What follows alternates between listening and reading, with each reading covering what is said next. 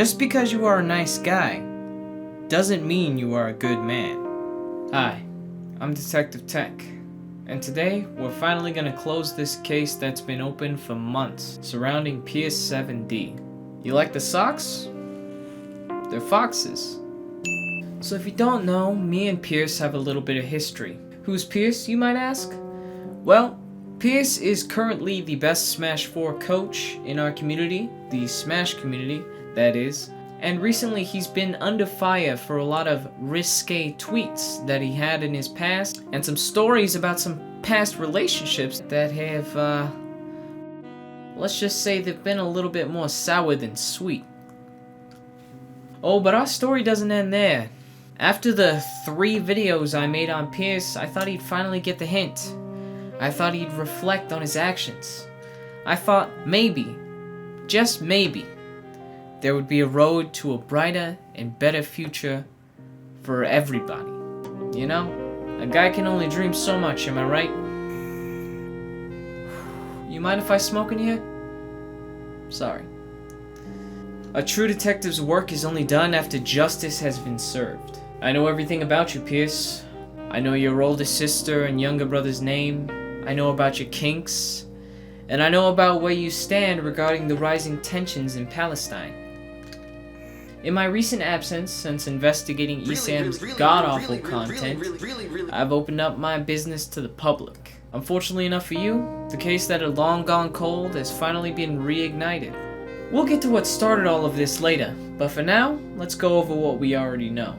Without knowing anything about Pierce's personal life, there's already so much on the surface that at face value, seems like a funny joke, right? We can all poke fun at it, we can all laugh, but what if there was meaning to all of it? Now, I've been through the grinder before, and I'm not talking about that dating site where they turn your insides into leftover meatloaf. I know what it's like to have more than a banana in your pocket, but when is enough enough? Well, you can't spell end without ED. And for Pierce, that might just be what it'd take to stop him. For all you kiddos in the audience, ED stands for erectile dysfunction. It's when your dick stops working. Don't tell your parents that I told you that. Seriously, I could get into hot water. I don't want any legal actions to be taken against me. As my due diligence to all of you, I'm going to give you a quick example of what kind of person we're dealing with right now.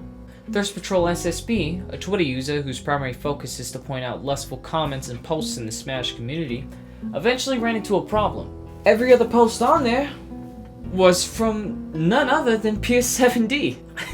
In addition to the incredible thirst for the e-girls, whose jobs is to turn boners into cash, at the height of his loneliness, Pierce could often be seen screaming into a void of porn account managers that had long muted him since his first Pierce reply. Most notably, Lily, the YouPorn community manager. All of that's old news though, so if you didn't know, now you know.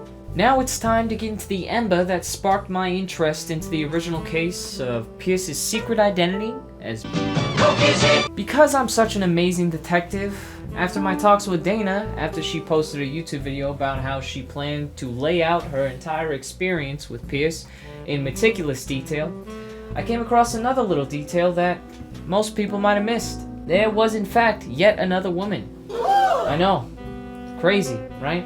At first there was only 2 women that originally came out about Pierce, but now there was another one. So you know I had to get her story. Her name is Taylor, and boy did she have a story to tell. But before you can understand the true degeneracy of her story, we first have to look at Dana. Why was Dana so mad? What had Pierce done?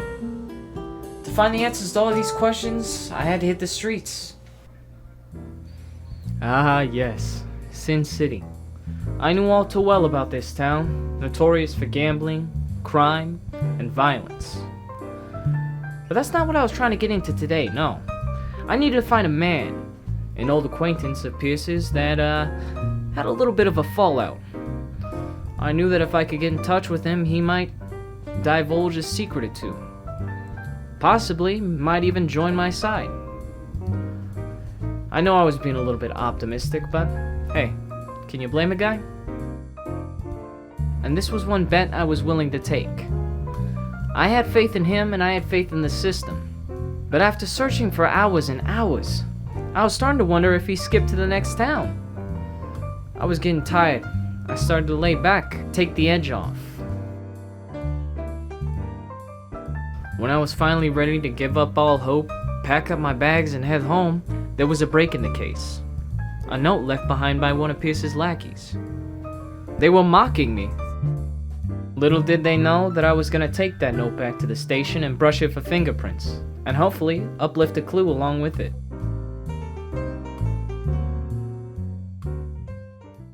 Before we get into this next segment, I want all of you viewers to know that I have complete consent from all of the women involved to use this information that they handed to me. Now I'm well aware that I don't have the consent of Pierce to show exactly what he might have said in these private conversations, but when it becomes a problem of communal interest, I no longer think that that statement holds any water. So, I don't know. You guys tell me what you think. The most outspoken woman to have been involved with Pierce is Dana.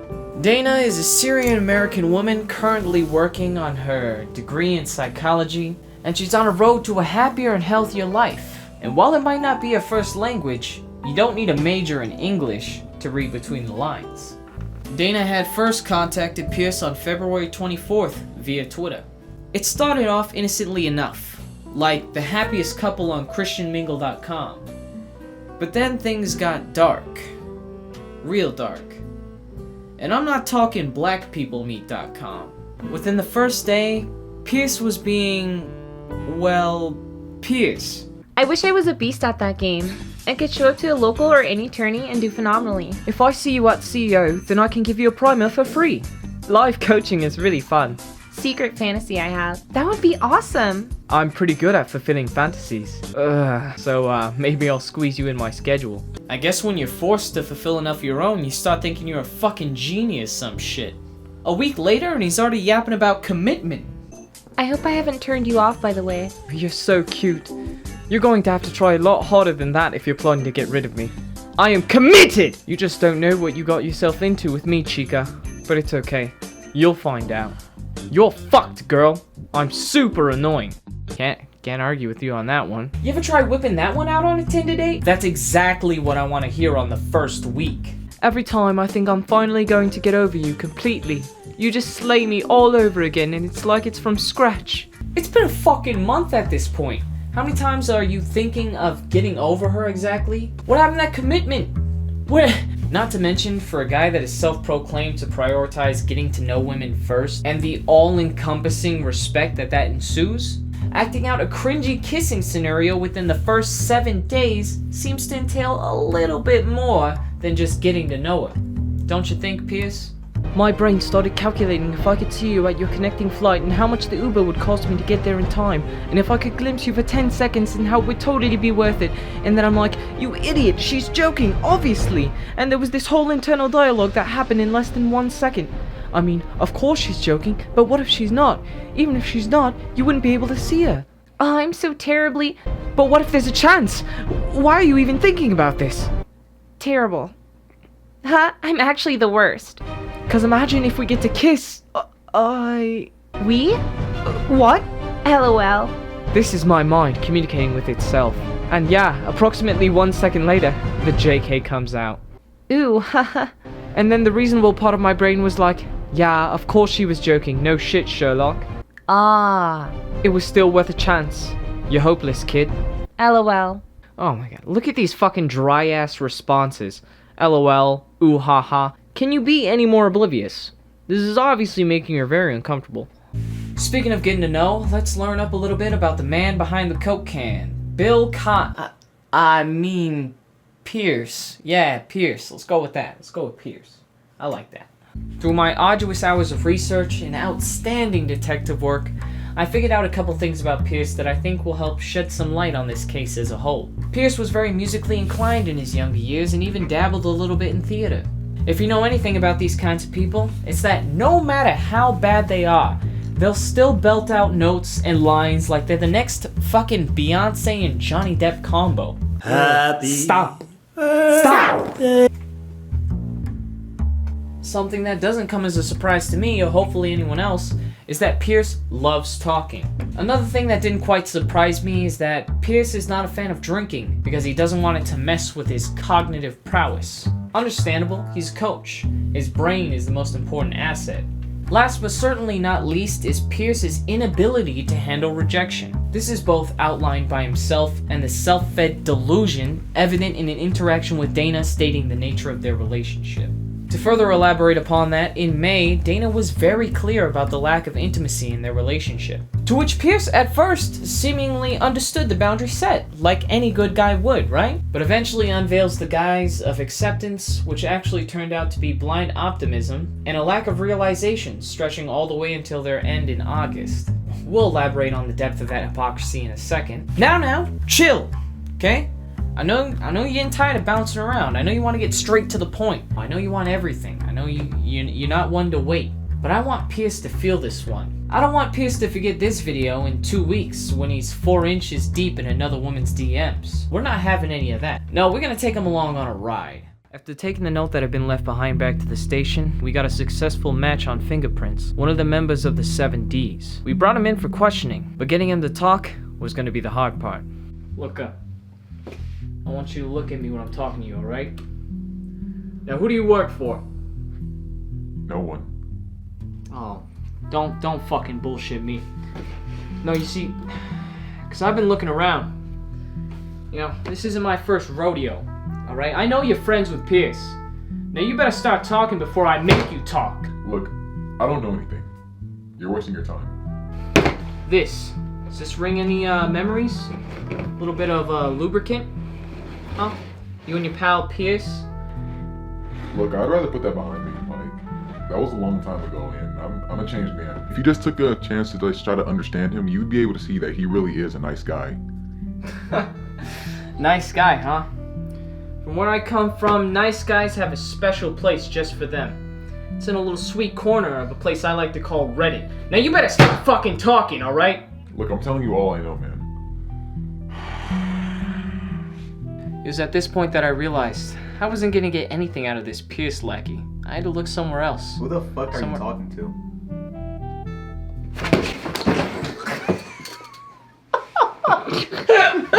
First step when following the Pierce process, or PP for short. Find a woman with emotional damage or that's financially struggling. Step 2, tell them anything and everything they want to hear. Oh, they want to peg you? Guess what you've secretly done for the past 3 years? What a coincidence! Oh, you lost your ring? Oh, you're in college?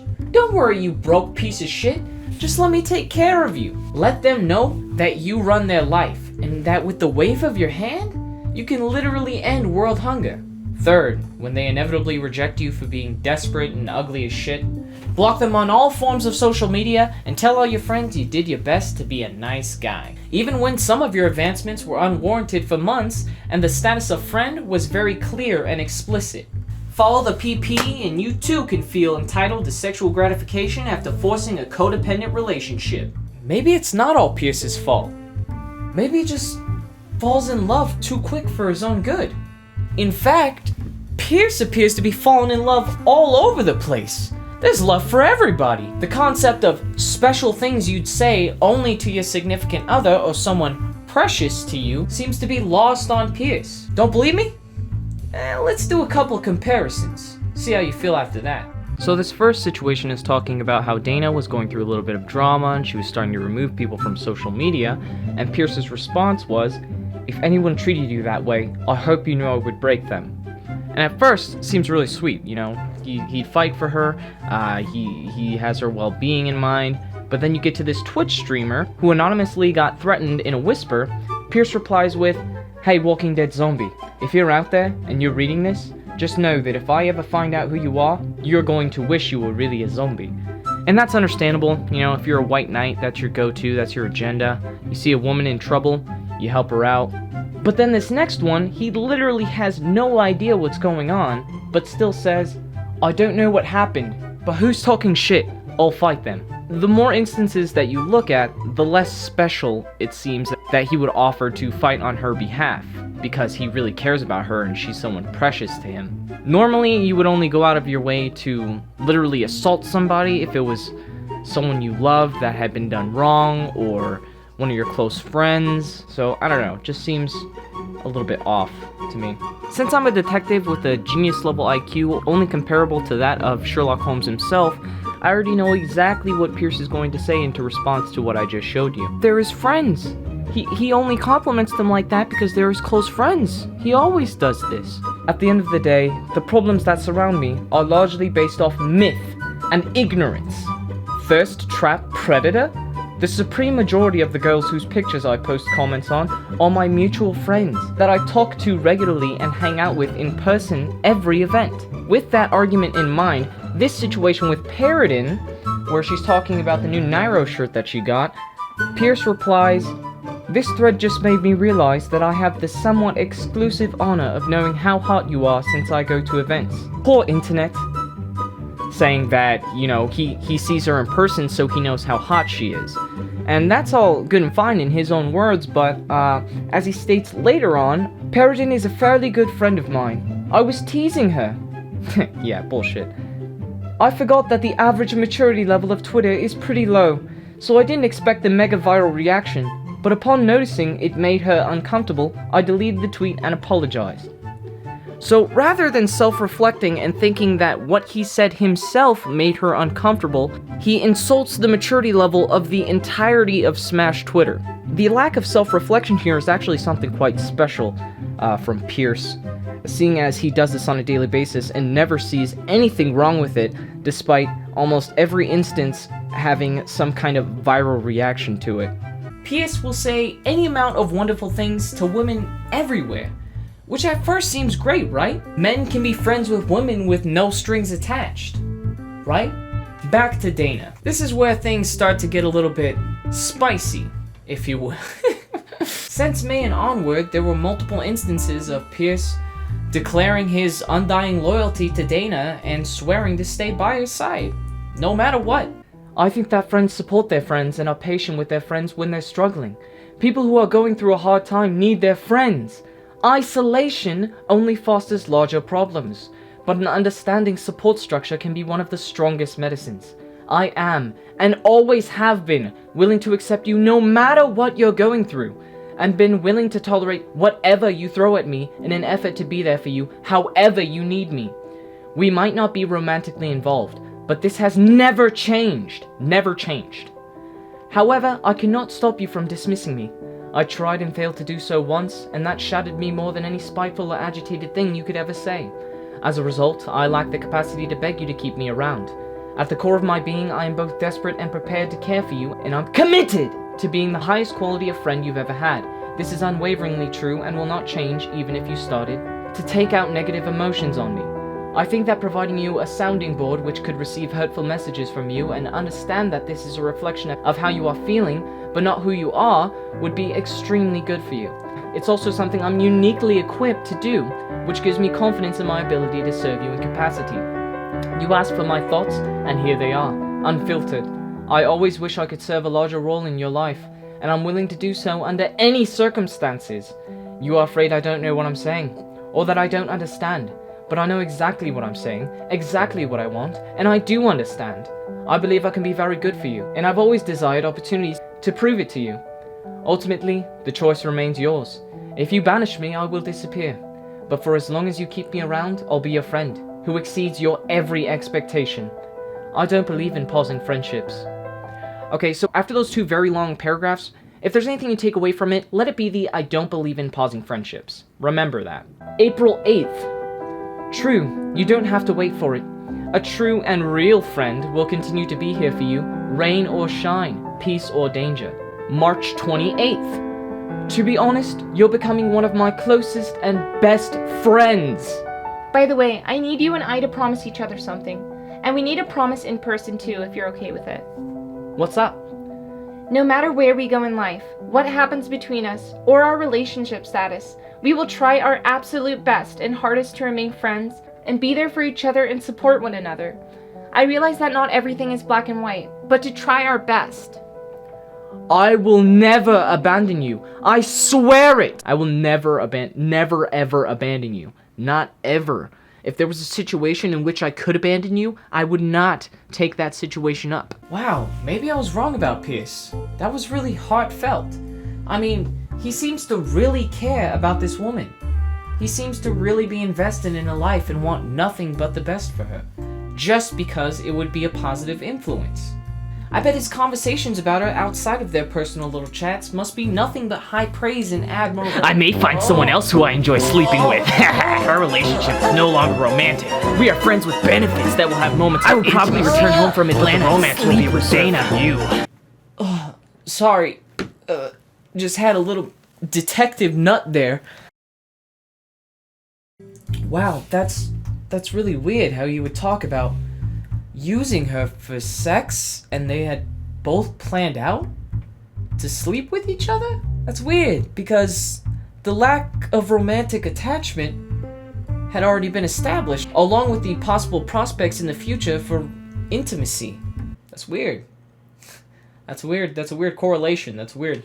You put those two facts together, you put them side by side, you put the, hey, we're friends, and the we're about to fuck comment side by side. It's a little bit weird. It just looks weird when you do that, when you do that thing with that, because they don't make sense. So when you put two things that don't make sense next to each other, it's very evident why it doesn't make sense. It's like, you don't need to be a detective to do this. I have the lamp, I have the fucking lamp, I have the pipe, I have a fucking magnifying glass.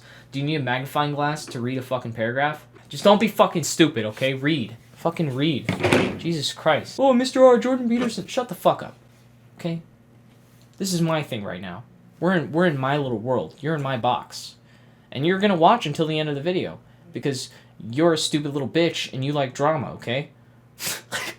What happened in those multiple conversations where Dana outlined the nature of their relationship to where the response in Pierce's head went from no to fuck me?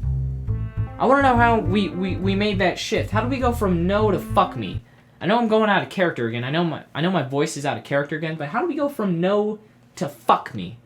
Okay? I want to know how Pierce went from no to fuck me. How do we go from no to fuck me? No to fuck me, okay? No. What?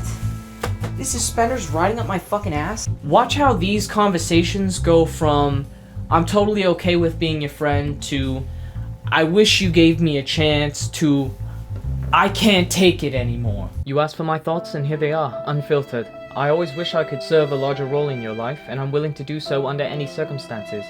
If you banish me, I will disappear, but for as long as you keep me around, I'll be your friend, who exceeds your every expectations. You're so precious, and I pray that maybe one day I'll really get a chance to show you how amazing you are and treat you the way you deserve to be treated. Wow, real nice guy quote right there. A true and real friend will continue to be here for you, rain or shine, peace or danger. I don't want to bother you. Just want to let you know that things got very bad yesterday night, and life is crazy right now. I'm going to legally change my last name too. I wanted to call last night, but so much happened and I was so traumatized that I couldn't speak or anything. I'll update when I can. Enjoy your weekend. You're never bothering me, and my last name is Seraphine if you're looking for a candidate. With the little She's literally talking about how she's traumatized right there. And she's going through a divorce. Place and time, buddy. The only thing I've ever wanted from you is a chance. I will totally be content for a chance to continue being your friend. You've been so great at being my friend, and I thank you so much for it. However, the way you feel about me is different than how I feel about you, and I think I need a little space. I hope you understand. On the phone when you said things like, falling in love with you, it just makes me uncomfortable, and I don't want to lead you on even though you know I'm not. I just need some space, and I think since we are friends, space isn't a bad thing. I think it's also a bit sad because all the things I said were true, except for the part about being a friend, right? And I wanted to show you that I really was looking forward to appreciate all the different aspects of you, especially the ones you are so convinced I'm wrong about. But I've come to understand that that isn't my place, and this is not a responsibility you want me to have. I've made my peace with that. At this point, I doubt I'll see you when I visit Chicago. But as you like to say, who knows? I guess we will see what happens. I am unlikely to text you again for a while, but you should still feel free to reach out to me if you need me. See you around. I'm just letting the potential for what could have been affect my judgment. What would that potential just so happen to be? That you saw her as a means for sex? Clearly you didn't think that because you never said that to anyone else. You never said those exact words to anyone else. You were never intimate with Dana in the first place. To say some of the things that you did is so presumptuous. It's fucking insane. The rogue member of the 7Ds was absolutely no help. I still couldn't find Pierce, and I was running out of leads. I checked everywhere. Left, right, under my bed. But then I realized, to find trash, you gotta think like trash. I went all over the city, every different trash can, trying to look for clues.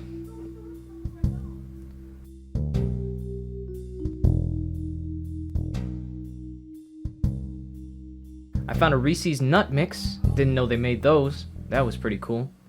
Then I found a Ross bag. And inside the Ross bag was trash and alcohol. And when I put 2 and 2 together, that's right, homeless people. Homeless people get free stuff all the time.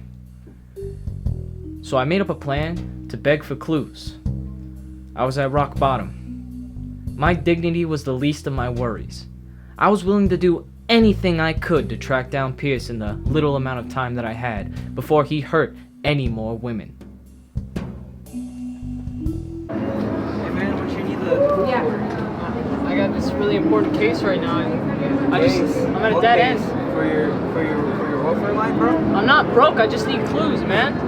Clues? That sounds like taxes to me, bro. What? I fucking hate you. I No. fucking hate your people, bro. What are you talking- You're leeching off of fucking society, bro. I just What need the clues. fuck? No, stop! What the fuck? How am I gonna bitch? Stop! Huh? Leeching What? off of me, bitch? What are you doing? Leeching off my fucking tax money? Fucking...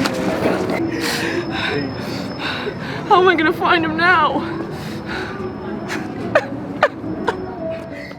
Taylor's first meeting with Pierce happened while she was on the job. Now, remember through all this info that Taylor is 19. I know that she's legal, I know. 18 legal age, perfectly fine. If that's what you're searching up on Pornhub, good for you, I don't care. It just strikes me as weird from a guy like Pierce, someone so mentally matured that you'd think he'd want to, pick the riper fruit, if you see what I'm getting at here. The specifics of it aren't quite documented, so I can't really present exactly what happened in good conscience without the facts. But let's just say that Pierce was being especially Pierce. After spending a day with Pierce and his friends, Taylor found herself in a dilemma. She was clicking her heels, ready to pack up for the night, but Pierce was singing a different tune. And that tune just so happened to be Baby It's Cold Outside by Idina Menzel and Michael Bublé. My sister will be suspicious. Gosh, your lips look delicious. After insisting that Pierce not buy her a room so she could just be on her merry way, Pierce pulls the old Cosby charm, lays down 100, and locks her in for the night. Now that's what I call a victory royale. That night, Pierce had his own room, but his intentions could only fit into one. Pierce pounced at the first sign of being allowed to stay in the room with her to keep her safe throughout the night. Cause any man knows you can't leave a woman alone with her thoughts for too long. What if she tries to kill herself? What if she calls over a bunch of hunky men, a couple of collar gentlemen, and has herself a grand old time? What if she rapes herself? What if she just fucking goes to sleep and absolutely nothing happens because we live in postmodern society? Well, what if that happened? What if we lived in a world where a woman could have her own room and she would just be considered safe because she's in her own room and she could lock the door and go to sleep and have absolutely nothing to worry about. You could go back to your own room and just go to sleep and not have to have some false pretenses to possibly push a motive. What if that was a thing? Huh? But all the while, Taylor had much higher standards and wasn't about to allow Pierce to force himself on her. Good on her, by the way. Beyond that, I can't really... Again, it's not it's classified information. It's not quite documented.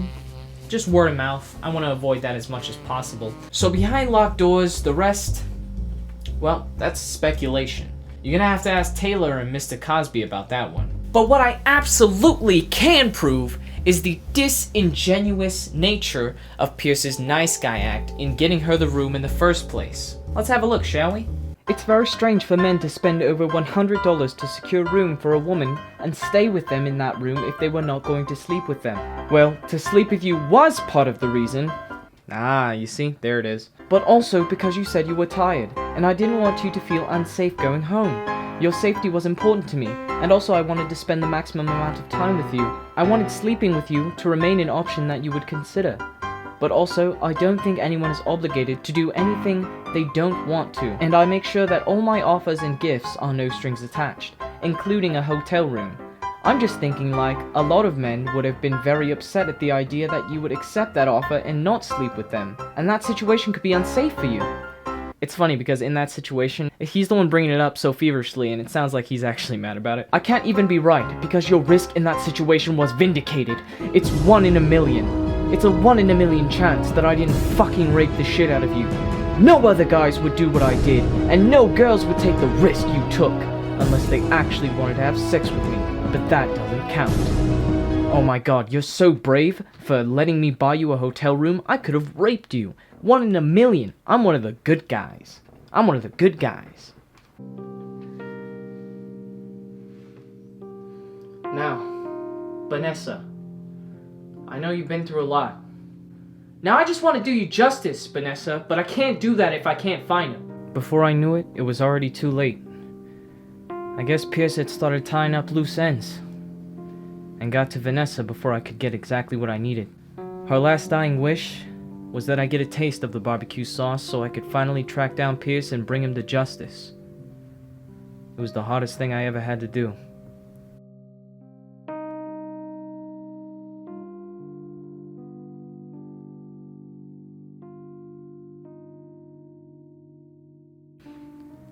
I tracked that smoky flavor all the way back to a parking lot on the strip.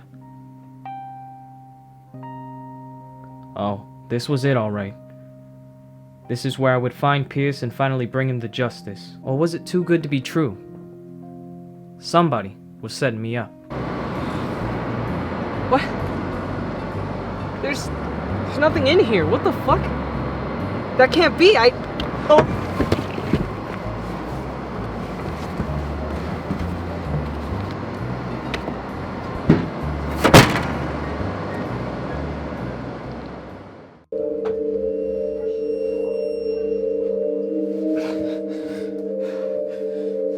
No.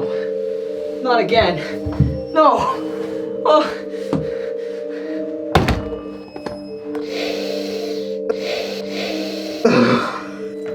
Shouldn't have been putting your nose where it doesn't belong, little detective. Now it's your turn to get lost in the sauce. No. You can't be serious, right? Not the Huggy Buggy. No. No. I've been through this once before. No, not again. No. Stop. I'll get you. No. Vanessa. No. And your nice word. You just remember what Peppy said. You've got a friend in me. Yeah, you've got a friend in me.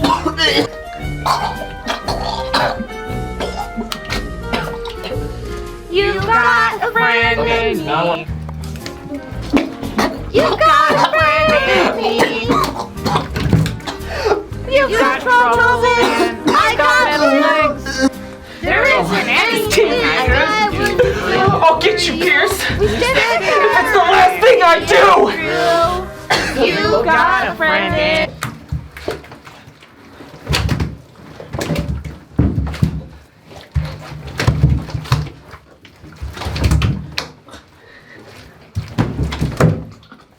This now concludes the Pierce saga. But he's not the only one. And neither are the women. There's plenty of stories out there just waiting to be told. Waiting to be wrapped up in a nice little bundle. If you've had an experience with a nice guy like Pierce, don't be afraid to say something. And if you are, well, that's where I come in. I'm Detective Tech, and this case is officially closed. See you next time.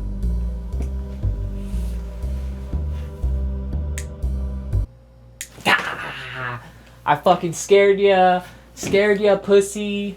I'm glad you stayed this long.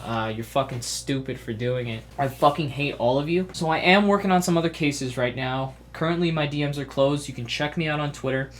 But please, I would love to hear your stories. I can put it in a queue. If it's really important, I will listen and I'll put it in a queue list and I'll get the other cases out. Bam, bam, bam. I want to hear your stories, guys. I want to help you out. Okay? All this stuff is really funny, but some of you guys don't have a voice. Okay? And that's what I'm here to do. This series is now being dedicated to the people. I've dealt with my shit. Now it's time to help you guys out. All right, I'm giving back to the community. All right, there's a little bit of love. There's a little bit of love there. Give a little little action right there. How about that? Yeah, guys, this has been Detective Tech, the final chapter of Pierce. Finally get to put this one away. Pretty happy about that. I'm gonna be starting a new series that's gonna be kind of consistent. I'm thinking possibly 2 times every week. My specialty is critiquing shit, so I'm probably gonna I'm gonna find something. And then I'll do that consistently in between doing these big projects. But yeah, so thank you guys for watching, and I will see you next time. Bye bye. That night, Pierce had fuck. That night, Pierce had fuck. That night, Pierce fucking Pierce. It's the P. It's the P that's fucking me. I mean, that night, Pierce had his own intentions. Fuck, that's not the line. My sister will be suspicious. Gosh, your lips look